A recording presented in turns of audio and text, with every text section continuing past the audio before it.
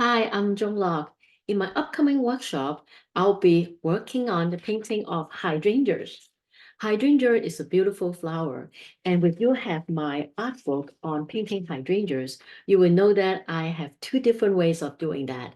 The first one, of course, is to outline it so each little floret is I is visible.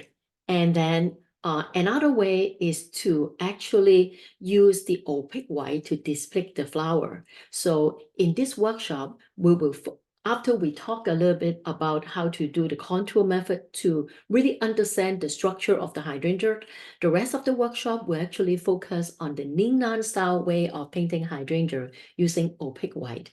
And in this particular workshop, we can focus on working on it in, like maybe a tone of different shade of the same color, such as this one, in various tone of pink or various tone of purple and violet.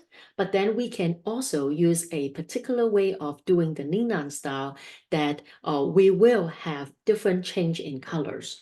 As a matter of fact, if you are a gardener, you'll probably notice that the acidity of the soil, whether it's more alkaline or more acidic, would actually change the color of the flowers as it will become more pink or more blue, depending on the acidity. So if you are a gardener and would like to have multicolor hydrangeas, there are little tricks that you can do. So in the workshop, we will have multiple colors for the hydrangeas, and I'll show you how to do that and also how to pick up the flower with the opaque white and also how to arrange the leaves so it would look more realistic and also enhance the look of the flower. So I hope to see you in this particular workshop focusing on the painting of hydrangeas in the Lingnan style. I hope to see you. So thank you.